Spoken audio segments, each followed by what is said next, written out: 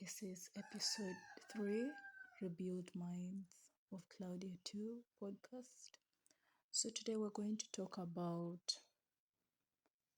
self acceptance, but in the essence of overperforming your role in a particular field you are in. It doesn't have to be with friendships or other relationships, but workplace, how genuinely you interact with the society around you.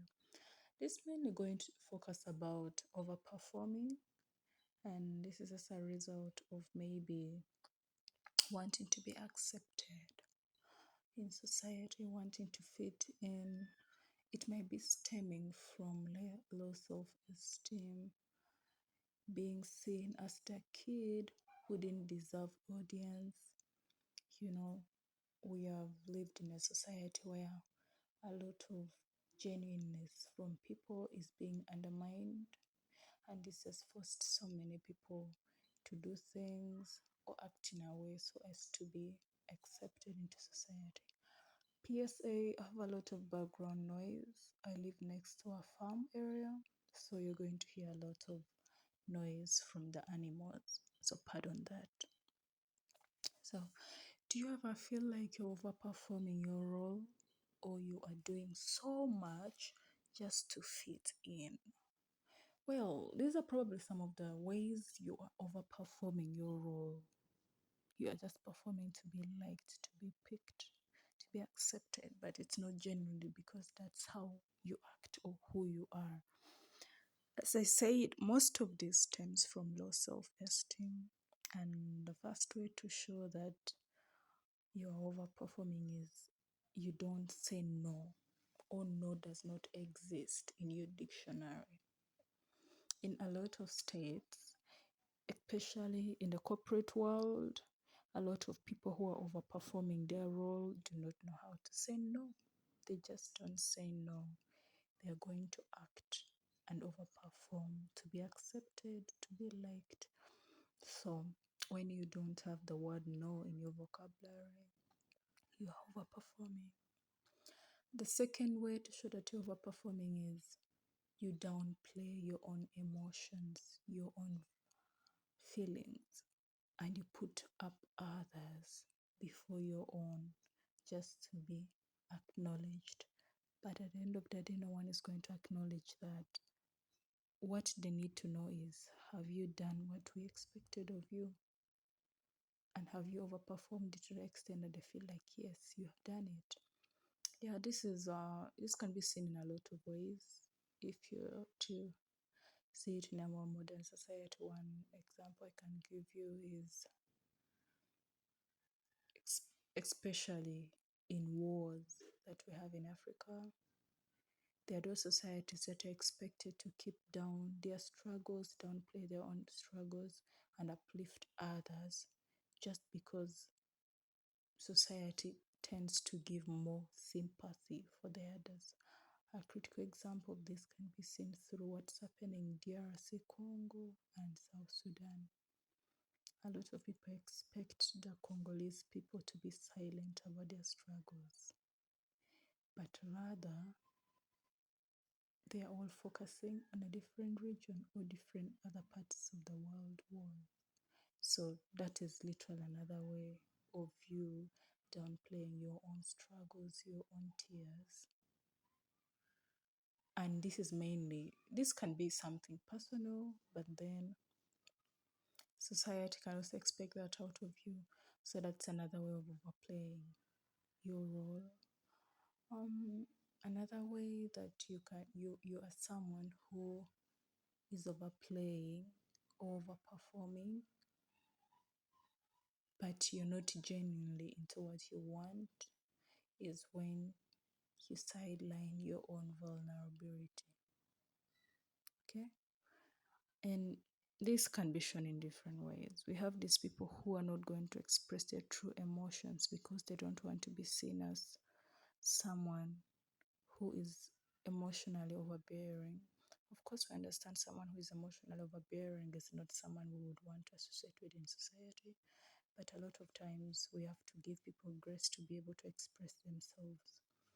Now, one way you can see this is the current trend of nonchalant. You know, a lot of men believe if you're chalanting with women, you're going to be taken advantage of, you're going to be used, you're not going to be loved.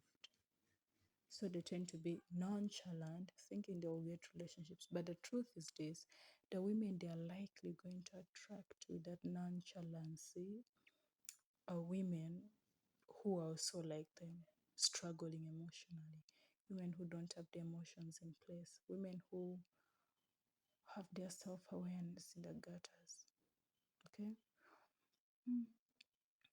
Of course, there are different ways that can be expressed, but that's one of the ways I can bring it out.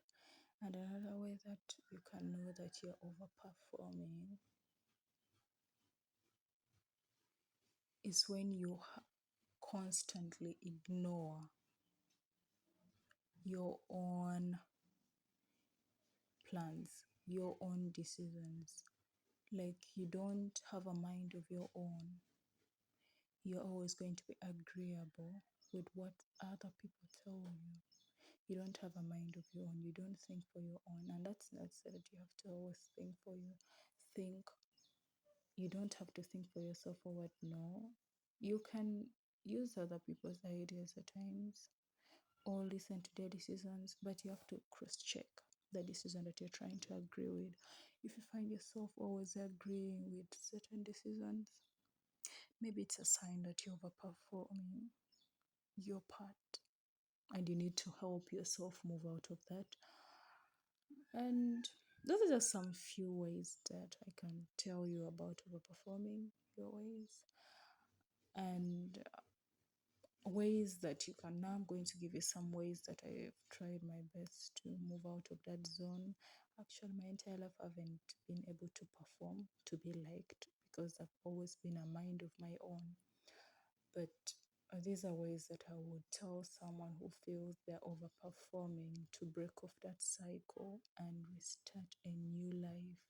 Since we're talking about rebuilding our minds, the first way is learn to incorporate the word no in your vocabulary. It's a must. Learn to drop no's here and there. It's a must. Embrace authenticity. Authenticity is everything you need. In my field, if you're not authentic, you're going to be emotionally drained. And it's not just emotionally drained, physically going to be drained too. Because a lot of the engineering work we do is not something you only do brain wise. You need your physical health in place to be able to do it. So if you're not someone authentic with your energy, authentic with your ideas, it becomes hard for you to excel and grow in that field. Then the third way I will tell you to move out of that cycle is self-awareness. A self-aware person is a person who has won already. You can do everything in this life, but if you're not self-aware, you cannot succeed. That's something you need. Be self-aware. That's the first step to discipline. And once you're self-aware, you have entered that discipline zone, wealth comes automatically, good health comes automatically, healthy relationships with people comes automatically. You don't have to strive to be likable, you just have to exist authentically. So this is episode 3. I'm going to talk in depth regarding this episode on my Patreon page. If you haven't checked it, it's under Claudia 2. You can check it out, and I hope to interact with you all there. So, peace and love.